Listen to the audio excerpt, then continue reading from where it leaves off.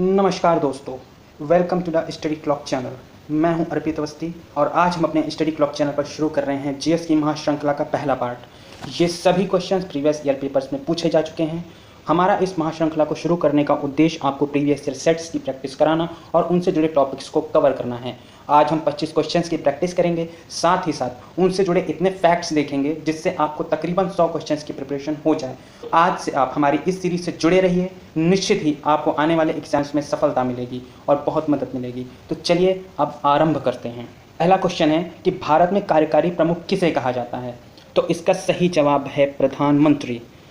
वैसे तो हमारे देश में राष्ट्रपति हमारे संविधान का प्रमुख कहलाता है या उसे संवैधानिक प्रधान भी कहा जाता है। राष्ट्रपति को ही भारत का प्रथम नागरिक कहा जाता है और हमारे आर्टिकल 74 के अकॉर्डिंग भारत में राष्ट्रपति का एक मंत्रिपरिषद होगा जिसका प्रधानमंत्री होगा, यानी जिसकी उस मंत्रिपरिषद का जो अध्यक्ष होगा वह प्रधानमंत्री होगा। और आर्टिकल 75 के अकॉर्डिंग प्रधानमंत्री की नियुक्ति राष्ट्रपति करेगा। बात करते हैं राज्यपाल की, तो राज्यपाल को राज्य की कार्यपालिका का प्रमुख कहा जाता है, यानी कि राज्य की कार्यपालिका जो होगी उसका प्रमुख हम राज्यपाल को मानेंगे। दूसरा क्वेश्चन है कि सम्राट अशोक किसके उत्तराधिकारी थे? यही जवाब है बिंदुसार। सम्राट अशोक बिंदुसार के उत्तराधिकारी थे। अब बात करते हैं बिंदुसार की, तो बिंदुसार थे चंद्रगुप्त मौर्य के उत्तराधिकारी, यानी चंद्रगुप्त मौर्य उनके उत्तराधिकारी बने बिंदुसार और बिंदुसार के उत्तराधिकारी बने अशोक। अब बात करते हैं चंद्रगुप्त मौर्य की, तो उन्हें मौर्य वंश का संस्थापक कहा जाता है। इनका जन्म 345 ईसा पूर्व में हुआ था। चंद्रगुप्त मौर्य के प्रधानमंत्री, जिन्हें चाणक्य, कौटिल्य या विष्णुगुप्त भी कहा जाता है, वो थे। चंद्रगुप्त के दरबार में मेगास्थनीज थे जो सेल्यूकस निकेटर के राजदूत थे। मेगास्थनीज ने एक बुक भी लिखी थी जिसका नाम इंडिका था। तो ये बात आप ध्यान में रखिए कि मेगास्थनीज ने एक बुक लिखी थी जिसका नाम इंडिका था। और कभी कभी क्वेश्चंस में आपको देखने को मिलेगा कि पूछा गया है कि मौर्य वंश का अंतिम शासक कौन था, तो ये वो वृहद्रथ थे, वृहद्रथ। अब अमित्रधात बिंदुसार को भी जाना जाता है, तो बिंदुसार का एक और नाम था जिसको अमित्रधात भी कहा जाता है। अब अगला क्वेश्चन है कि निम्नलिखित में से कौन सा एक कोशिकीय जीव है? इसका सही जवाब है प्रोटोजोआ। अब प्रोटोजोआ के बारे में जानते हैं कि इसके जीव द्रव में एक या अनेक केंद्रक पाए जाते हैं, मतलब कि इसके एक से ज़्यादा भी केंद्रक हो सकते हैं या एक भी हो सकता है। अब बात यहाँ पे एनालिड्स की करते हैं, तो इसको सामान्य भाषा में आपने सुना होगा कि केचुआ या जोग भी कहा जाता है। एनालिड्स का शरीर लंबा होता है, द्विपार्श्व होता है और ऐसा खंडों में विभाजित होता है। लंबा शरीर, द्विपार्श्व और खंडों में विभाजित होता है। अब एकिनोडर्म्स होते हैं। इस संघ के सभी जंतु समुद्री होते हैं। अब अगला क्वेश्चन है कि पेनिसिलिन की खोज किसने की थी? तो सही जवाब है अलेक्जेंडर फ्लेमिंग ने। अब बात करते हैं अलेक्जेंडर फ्लेमिंग की, तो एक्चुअली में ये एक स्कॉटिश रिसर्चर थे। इन्होंने 1928 में पेनिसिलिन की खोज की थी। ये उस समय इन्फ्लुएंजा वायरस पर कार्य कर रहे थे। ग्राहम बेल के बारे में जानते हैं, तो अलेक्जेंडर ग्राहम बेल ने टेलीफोन का आविष्कार किया था जो 1876 में था, या इसे कह सकते हैं कि माइक्रोफोन का आविष्कार किया था। अब कुछ और क्वेश्चंस इससे रिलेटेड जानते हैं कि कभी कभी पूछा जाता है कि जीवाणु यानी बैक्टीरिया, जीवाणु यानी ध्यान रखिएगा इसे बैक्टीरिया कहते हैं, इसकी खोज 1683 में हुई थी, यानी कि 1683 में हुई थी और इसकी खोज की थी ल्यूवेनहॉक ने। ध्यान से सुनिएगा, ल्यूवेनहॉक। अब बात करते हैं विषाणुओं की, तो विषाणुओं की खोज 1892 में, यानी कि 1892 में इवान विस्की ने किया था। तो विषाणुओं की खोज 1892 में इवान विस्की ने, जीवाणुओं की खोज 1683 में ल्यूवेनहॉक ने और ग्राहम बेल द्वारा टेलीफोन का आविष्कार 1876 यानी कि 1876 में हुआ था। अगला क्वेश्चन है भारतीय संविधान का पहला संशोधन कब किया गया था? तो इसका सही जवाब है 1951, यानी कि 1951 में भारतीय संविधान में पहली बार संशोधन किया गया था। संविधान संशोधन के अकॉर्डिंग भारत के संविधान में नवी अनुसूची जोड़ी गई थी जो कि रिलेटेड थी स्वतंत्रता, समानता और संपत्ति से जुड़े कुछ मामलों के बारे में। एक्चुअली में इस संविधान संशोधन से पहले संपत्ति का अधिकार एक मौलिक अधिकार हुआ करता था, लेकिन बाद में इसे एक कानूनी अधिकार बना दिया गया। भारतीय संविधान के बारे में जानते हैं, तो संविधान सभा की अंतिम बैठक जो हुई थी वो हुई थी 24 जनवरी 1950 को। 24 जनवरी 1950 को, और भारतीय संविधान जैसा कि आप सब जानते होंगे कि 26 जनवरी 1950 को पूरी तरह से लागू कर दिया गया था। अब आप अगर ये प्रोसीडिंग्स देखें कि ये प्रोसीडिंग्स कैसे हुई, कैसे लागू किया गया, तो इस प्रोसीडिंग्स का पूरा ब्यौरा हमने दक्षिण अफ्रीका से लिया था। और एक और आर्टिकल के बारे में जान लीजिए कि आर्टिकल 368 कहता है कि हमारे संविधान के किसी भाग में भी संशोधन हो सकता है, यानी कि आर्टिकल 368 संसद को संविधान के किसी भी भाग का संशोधन करने का अधिकार देता है। अब बात करते हैं कुचिपुड़ी नृत्य की। तो कुचिपुड़ी नृत्य शैली का प्रारंभ किस भाग से हुआ? आंध्र प्रदेश। इससे जुड़े कुछ मुख्य कलाकार हैं जो आप याद रखिए, जैसे कि यामिनी कृष्णमूर्ति, लक्ष्मी नारायण शास्त्री और स्वप्न सुंदरी। ये कुछ ऐसे कलाकार हैं जो कुचिपुड़ी नृत्य से संबंधित हैं और काफ़ी प्रसिद्ध भी हैं। कुछ महाराष्ट्र के लोक नृत्य हैं जिनको आप ध्यान रखिए। एक नृत्य के बारे में आपने खास तौर से सुना होगा, वो है लावड़ी नृत्य। लावड़ी नृत्य महाराष्ट्र से रिलेटेड है। इसी तरह तमाशा और मौनी, तमाशा, मौनी, लावड़ी, ये कुछ ऐसे नृत्य हैं जो महाराष्ट्र के लोक नृत्य हैं। एक बहुत फेमस आपने नाम सुना होगा, भरतनाट्यम। भरतनाट्यम की अगर बात करें तो यह तमिलनाडु से संबंधित है। बात करते हैं भरतनाट्यम की, जो कि बहुत ही प्रसिद्ध शास्त्रीय लोक नृत्य है। यह नृत्य तमिलनाडु से संबंधित है। अब भरतनाट्यम के भी कुछ मुख्य कलाकार आप याद रखिए, जिनमें से एक है यामिनी कृष्णमूर्ति, सोनल मानसिंह, मृगालिनी साराभाई और वैजयंती माला बाली। एक और भी फेमस लोक नृत्य है जिसका नाम है संयुक्त पाणिग्रही। संयुक्त पाणिग्रही, इसका संबंध है ओडिशा से। अब अगला क्वेश्चन है, किस नदी को बंगाल का शोक के नाम से जाना जाता है? अब ये बात ध्यान रखिएगा कि यहाँ बंगाल का शोक पूछा गया है और बंगाल का शोक कहा जाता है दामोदर नदी को। अगर आपसे बिहार का शोक पूछा जाता है तो आप कोसी नदी को लगाते हैं, लेकिन यहाँ पे बात बंगाल की है, तो यानी कि सौरो ऑफ बंगाल, बंगाल का शोक के नाम से जाना जाता है दामोदर नदी को। झारखंड में एक छोटा नागपुर नाम से पठार है। आप सब शायद जानते होंगे कि झारखंड में छोटा नागपुर पठार के पास ही एक जिला है, उस टोरी क्षेत्र के पास ही आपको इस नदी का उद्गम मिलेगा। भारत का बहुत प्रसिद्ध बहुउद्देशीय नदी घाटी परियोजना यानी कि दामोदर नदी घाटी परियोजना भी इसी नदी से रिलेटेड है। अब अगर ये पूछा जाए कि दामोदर नदी घाटी परियोजना कब स्टार्ट हुई, तो ये शुरू हुई थी 1948 में। अब बात करते हैं ब्रह्मपुत्र नदी की। तो ब्रह्मपुत्र नदी का उद्गम स्थल मानसरोवर झील को माना जाता है। इस नदी को तिब्बत में हमसाम्पो और असम में दिहांग बोला जाता है। बांग्लादेश में ब्रह्मपुत्र को जमुना भी कहा जाता है। तो ये कुछ इंपॉर्टेंट फैक्ट्स हैं कि कब दामोदर नदी घाटी परियोजना स्टार्ट हुई और कोलकाता किस नदी के किनारे है, बंगाल का शोक किसे कहा जाता है, ब्रह्मपुत्र का उद्गम स्थल मानसरोवर झील और इसे असम और तिब्बत में क्या क्या कहा जाता है। तो चलिए चलते हैं नेक्स्ट क्वेश्चन पर। अब बात यहाँ पे एक डेकालीटर की है। तो एक डेकालीटर कितना होता है? तो ये बहुत ही सिंपल सा आंसर, 10 लीटर। एक डेकालीटर में होते हैं 10 लीटर। अब अगर आपसे पेपर में पूछा जाए कि एक हेक्टोलीटर में कितने लीटर होते हैं, यानी कि हेक्टोलीटर में होते हैं 100 लीटर। एक डेकालीटर 10 लीटर और एक हेक्टोलीटर 100 लीटर का होता है। चलिए अगले क्वेश्चन पर। अब यहाँ पे आप देख सकते हैं बहुत फेमस महाराणा प्रताप अपने घोड़े के साथ, और इसका सही नाम है चेतक। बहुत ही फेमस क्वेश्चन कि महाराणा प्रताप के घोड़े का नाम क्या था? तो महाराणा प्रताप के घोड़े का नाम चेतक था। अब महाराणा प्रताप से जुड़ी कुछ बातों को जानते हैं। महाराणा प्रताप जी ने 1576, जी हाँ, ये वही साल था जिसमें हल्दी घाटी युद्ध हुआ था। हल्दी घाटी युद्ध 1576 ईस्वी में हुआ और कहा जाता है कि यह महाराणा प्रताप और अकबर के बीच में हुआ। इस हल्दी घाटी के युद्ध में जो मुगल सेना का था नेतृत्व कर रहे थे मान सिंह, और उनके साथ थे आसफ खां। जी हाँ, आसफ खां। तो आसफ खां और मान सिंह मिलकर महाराणा प्रताप के खिलाफ 1576 में हल्दी घाटी का युद्ध लड़े थे। अब अगर महाराणा प्रताप की मृत्यु पूछा जाए तो 1597 में महाराणा प्रताप की मृत्यु हुई थी और 1576 में हल्दी घाटी का युद्ध। अब अगला प्रश्न है कि रोलेट एक्ट किस वर्ष में पारित हुआ था? तो इसका सही जवाब है 1919 में। वर्ष 1919 कई मायनों में ये साल बहुत ही ऐतिहासिक रहा, क्योंकि इसी साल हुआ था जलियांवाला बाग हत्याकांड। इसी रॉलेट एक्ट के विरोध में जलियांवाला बाग में एक आंदोलन हुआ और जनरल डायर ने 13 अप्रैल 1919 को इस हत्याकांड को अंजाम दिया था। अब बात करते हैं कि इस एक्ट का विरोध क्यों करा गया था। तो इसे काला कानून लोगों ने इसलिए नाम दी क्योंकि इस एक्ट के आधार पर बिना मुकदमे के किसी भी आदमी को संदेह के आधार पर गिरफ्तार किया जा सकता था। बात करते हैं इस एक्ट की डेट की, तो ये एक्ट आया था 19 मार्च को। जी हाँ, 19 मार्च को यह एक्ट 1919 में आया। 13 अप्रैल को जलियांवाला बाग हत्याकांड हुआ और 19 अक्टूबर को इसी साल खिलाफत दिवस के नाम से मनाया गया।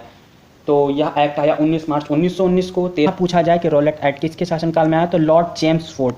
अब अगला प्रश्न है कि एक 7 भुजा वाली बहुभुज आकृति पॉलीगन कहलाती है, तो इसका आंसर बहुत ही सिंपल है, 7 भुजा है, यानी कि सप्तभुज, हेप्टागन। तो अगला प्रश्न है कि हमारे चंद्रमा का चक्कर लगाने वाला पहला उपग्रह कौन सा था, तो हमारा ऐसा उपग्रह जिसने चंद्रमा का पहली बार चक्कर लगाया तो वो था लूना 10। अब लूना 10 की बात हुई है, तो अब लूना 2 के बारे में जान।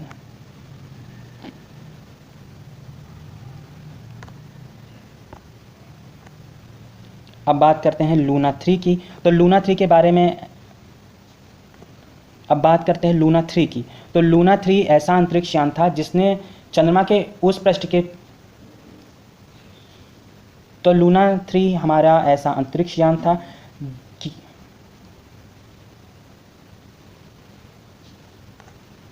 अब बात करते हैं लूना 3 की। तो चंद्रमा पर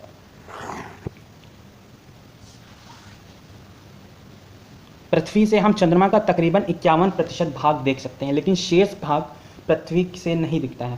सरफेस जो यानी कि जिस सरफेस को हम पृथ्वी से नहीं देख सकते हैं, उस सरफेस की पिक्चर जिसने भेजी थी सबसे पहले, तो वो अंतरिक्ष यान था लूना 3।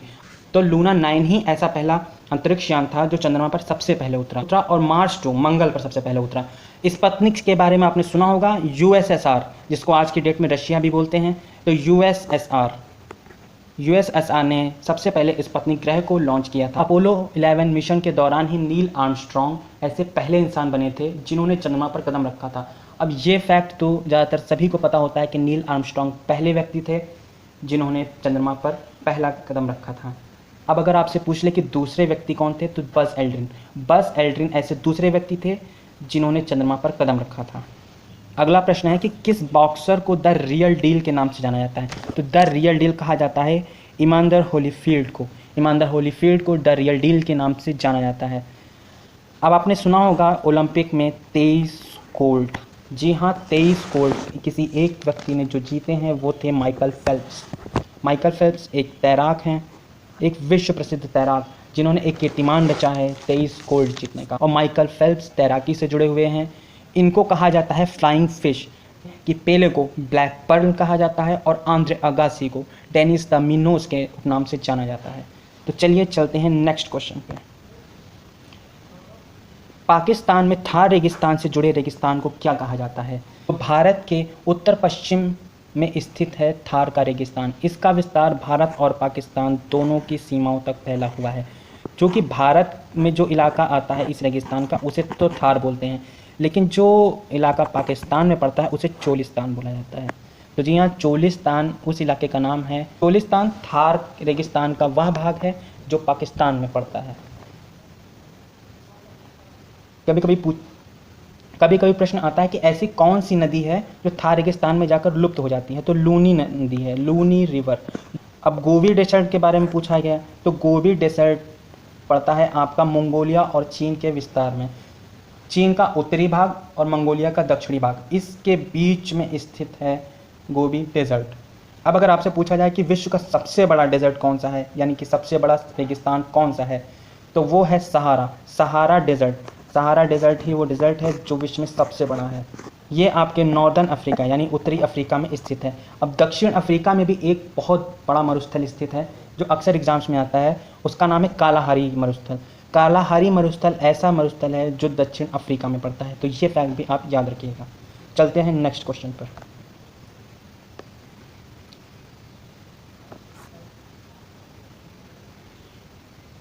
तो अगला प्रश्न है कि ब्रिक्स में बी कौन सा देश है, तो जैसा कि आप मैप से देख सकते हैं, ब्रिक्स यानी ब्राज़ील, रशिया, इंडिया, चाइना और साउथ अफ्रीका। शुरुआत में सिर्फ 4 देश ही इसके सदस्य थे, ब्राज़ील, रशिया, इंडिया और चाइना। साउथ अफ्रीका 2010 में इस संघ में शामिल हुआ। यह 5 देश ऐसे देशों का समूह है जो अर्थव्यवस्था के आधार पर काफ़ी तेज़ी से प्रगति कर रहे हैं और जो विकासशील देशों में आते हैं। तो चलिए चलते हैं नेक्स्ट क्वेश्चन पर। अगला क्वेश्चन है, प्राचीन काल के जानवरों, पौधों एवं अन्य जीवों के संरक्षित अवशेषों या चिन्हों के अध्ययन का विज्ञान क्या कहलाता है? तो ऐसे जानवर, पौधे, अन्य जीव जिनके कुछ अवशेष मिले या फॉसिल्स के रूप में प्रिजर्व हो गए हैं, तो उन्हें कहा जाता है पैलेंटोलॉजी, यानी कि जीवाश्म विज्ञान। वह सभी जानवर, पौधे या अन्य जीव जो जीवाश्म के रूप में संरक्षित हो गए, उन्हें जीवाश्म विज्ञान यानी पैलेंटोलॉजी कहा जाता है। अब ये तो बात हुई पैलेंटोलॉजी की, लेकिन एंथ्रोपोलॉजी के बारे में थोड़ा सा जानते हैं। एंथ्रोपोलॉजी है क्या? अब एंथ्रोपोलॉजी, जिसे मानव विज्ञान भी कहा जाता है, जिसमें मानव के विकास, रीति रिवाज, इतिहास और परंपराओं से संबंधित जितने भी विषय होते हैं उनको जब हम अध्ययन करते हैं तो वो सब एंथ्रोपोलॉजी के शाखा में आ जाते हैं। आर्कियोलॉजी, जैसा कि आप जानते हैं, पुरातत्व से संबंधित शाखा है जिसे हम आर्कियोलॉजी कहा जाता है। और एक एडिशनल फैक्ट ये है कि अगर आपसे क्वेश्चन में पूछा जाए कि रेशम के कीड़े के पालन और उनसे उत्पादन के अध्ययन क्या कहलाता है, तो सेरीकल्चर। तो सेरीकल्चर जो होता है, सेरीकल्चर ऐसा अध्ययन, तो सेरीकल्चर रिलेटेड है आपका रेशम कीट पालन से। चलते हैं नेक्स्ट क्वेश्चन पर। आपसे यह पूछा जाए कि अगर एक तरंग की आवृत्ति बढ़ती है तो इसकी तरंग दैर्घ्य पर इसका क्या असर होगा? तो इसका सही जवाब है यह घट जाती है। इसका बहुत विपरीत संबंध होता है, आवृत्ति बढ़ने पर हमेशा तरंग दैर्घ्य घट जाती है। चलते हैं नेक्स्ट क्वेश्चन पर। अगला क्वेश्चन है, कोणार्क मंदिर का निर्माण किसने कराया था? तो आप पिक्चर में जैसा देख सकते हैं कोणार्क मंदिर, और ये कुछ एडिशनल फैक्ट से रिलेटेड। तो पहले इसका आंसर जानते हैं। आंसर है नरसिंह देव प्रथम। नरसिंह देव प्रथम ने 13वीं सदी में नरसिंह देव प्रथम ने इस कोणार्क के सूर्य मंदिर का निर्माण किया था। अब अगर आपसे ये पूछा जाए कि कोणार्क का सूर्य मंदिर कहाँ पर है, तो यह है उड़ीसा में। उड़ीसा में आपको मिलेगा कोणार्क का सूर्य मंदिर। तो कभी आपसे अगर यह पूछा जाए कि कोणार्क का सूर्य मंदिर भारत की किस करेंसी पर है, तो याद रखिएगा 10 के नोट पर है। निम्नलिखित में से कौन सा किसी मृत व्यक्ति का स्मारक नहीं है? तो ऐसा स्मारक जो किसी मृत व्यक्ति के स्मारक के रूप में नहीं जाना जाता है वो है चार मीनार। चार मीनार किसी भी मृत व्यक्ति के स्मारक के रूप में नहीं याद किया जाता है। अगर आप पूछा जाए कि चार मीनार है कहाँ पर, तो यह पड़ता है हैदराबाद में। अब अगर बात की जाए कि इसका निर्माण किसने कराया, तो कुतुब शाह, जी हाँ, कुतुब शाह ने इसका निर्माण कराया था। अब यहाँ पर बात बीबी के मकबरे की जाए तो बीबी के मकबरे का निर्माण औरंगज़ेब ने कराया था। और कब कराया था? उन्होंने इसका निर्माण कराया था 1679 में, यानी कि 1679 में। तो चलते हैं अपने अगले प्रश्न पर। अगला प्रश्न है, निम्नलिखित में से किसे मार्श गैस कहा जाता है? तो मार्श गैस कहा जाता है मीथेन को। मीथेन को मार्श गैस कहा जाता है। कि कभी कभी पूछा जाता है कि सिगरेट के लाइटर में किसका प्रयोग होता है, तो याद रखिएगा ब्यूटेन। ब्यूटेन का उपयोग सिगरेट के लाइटर में होता है। तो यहीं से लिंक करके हम याद करते हैं कि प्राकृतिक गैस किसका मिश्रण होती है। तो एक प्रश्न यह भी बन सकता है कि प्राकृतिक गैस किसका मिश्रण होती है, तो वो होती है ब्यूटेन और प्रोपेन का। अब अगर ये पूछा जाए कि कौन सा ऐसा तत्व है जो सबसे भारी है, तो रेडॉन। रेडॉन एक ऐसा तत्व है जिसे सभी तत्वों में सबसे भारी माना जाता है। कभी कभी प्रश्न आता है कि कौन सी ऐसी गैस है जो फूलों का रंग उड़ा देती है, तो याद रखिएगा क्लोरीन। क्लोरीन गैस ऐसी होती है जो फूलों का रंग उड़ा देती है। एक एडिशनल फैक्ट और जानते हैं कि समुद्री यात्रा में होम सिग्नल देने में किसका उपयोग किया जाता है। तो पहले तो आप इसका आंसर जानिए, इसका आंसर होता है फॉस्फीन। तो चलिए चलते हैं अपने अगले प्रश्न पर। अगला प्रश्न है, धमनियाँ यानी आर्टरीज रक्त का वहन करती हैं कि भरी होती हैं। अब इसमें आपके ऑप्शन है ऑक्सीजन, कार्बन डाइऑक्साइड, टॉक्सिन्स और लिपिड्स। तो इसका सही जवाब है ऑक्सीजन। धमनियाँ ऑक्सीजन का परिवहन करती हैं। और एक बात यह भी है कि धमनियाँ हमेशा शुद्ध रक्त का वहन करती हैं। चलिए नेक्स्ट क्वेश्चन पर। अगला क्वेश्चन है कि वास्को डी गामा, आप इनकी पिक देख सकते हैं, ये कब, आप इनकी पिक्चर देख सकते हैं, तो ये कब भारत आए। तो इसका सही जवाब है सन 1498, यानी कि 1498, 1498 को ही वास्को डी गामा भारत आए थे। तो वास्को डी गामा पहली बार 1498 को कालीकट बंदर कहाँ पर आए और इन्होंने भारत और यूरोप के बीच नए समुद्री मार्ग की खोज की। अब अगर ये पूछा जाए कि अब अगर यह पूछा जाए कि यह कहाँ से आए तो इसका सही जवाब है पुर्तगाल। और अगर यह पूछा जाए कि पुर्तगालियों ने अपनी पहली व्यापारिक कोठी कहाँ खोली, तो वो खोली थी कोचीन में। अगला प्रश्न है, सबसे छोटा महाद्वीप कौन सा है? तो आप जैसा कि मैप में देख सकते हैं, सबसे छोटा महाद्वीप है ऑस्ट्रेलिया। अब बात करते हैं यहाँ के मूल निवासियों की। तो यहाँ के मूल निवासी थे एबॉर्जिन्स। और एक एडिशनल फैक्ट यह है कि इस महाद्वीप में कोई भी ज्वालामुखी नहीं है। इसको कई और नामों से भी बुलाया जाता है, जैसे कि the land of golden fleece, land of kangaroo. और एक प्रश्न पूछा जाता है कि प्यासी भूमि का देश किसे कहा जाता है? तो सही जवाब है ऑस्ट्रेलिया। ऑस्ट्रेलिया को प्यासी भूमि का देश भी कहा जाता है। अब यहाँ पे अंटार्कटिका के बारे में जानते हैं। अंटार्कटिका ये विश्व का 5वां बड़ा महाद्वीप है। जी हाँ, 5वां सबसे बड़ा महाद्वीप अंटार्कटिका है।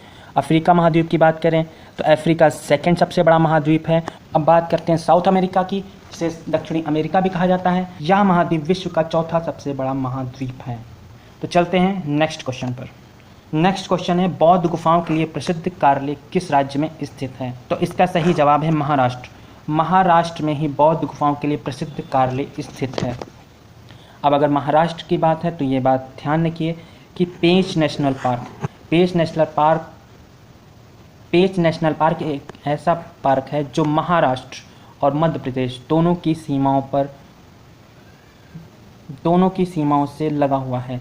महाराष्ट्र के इस समय राज्यपाल भगत सिंह कोश्यारी हैं, राजधानी मुंबई और सीएम उद्धव ठाकरे हैं। चलिए चलते हैं नेक्स्ट क्वेश्चन पर। आज का फाइनल क्वेश्चन, करो या मरो का नारा किसने दिया था? तो आप जैसा कि पिक्चर में देख सकते हैं, हमारे बापू यानी महात्मा गांधी ने ही 1942 में भारत छोड़ो आंदोलन के दौरान करो या मरो, डू और डाई, जी हाँ, डू और डाई का नारा दिया था। डू और डाई का नारा दिया था। स्लोगन्स के बारे में जानते हैं, जैसे कि आपने सुना होगा पूर्ण स्वराज्य का नारा दिया था हमारे पहले प्रधानमंत्री जवाहरलाल नेहरू ने। नेताजी सुभाष चंद्र बोस की बात करें तो उन्होंने नारा दिया था कि तुम मुझे खून दो, मैं तुम्हें आज़ादी दूंगा। वंदे मातरम का नारा बंकिम चंद्र चटर्जी ने दिया था। और सारे जहां से अच्छा हिंदुस्तान हमारा, यह नारा दिया था इकबाल ने। तो यह कुछ महत्वपूर्ण स्लोगन्स थे। तो आई होप आपको हमारा आज का ये वीडियो अच्छा लगा होगा, उनसे जुड़े एडिशनल फैक्ट आपने जाने, और आपको हमारा ये महासंग्राम सीरीज़ का पहला वीडियो अच्छा लगा हो, इन्फॉर्मेटिव लगा हो, और लगा हो कि आज आपने कुछ सीखा। तो हमारे इस चैनल को सब्सक्राइब कीजिए, हमारे वीडियो को लाइक कीजिए। हमारे साथ जुड़े रहने के लिए आपका बहुत बहुत धन्यवाद। God bless you. Signing off.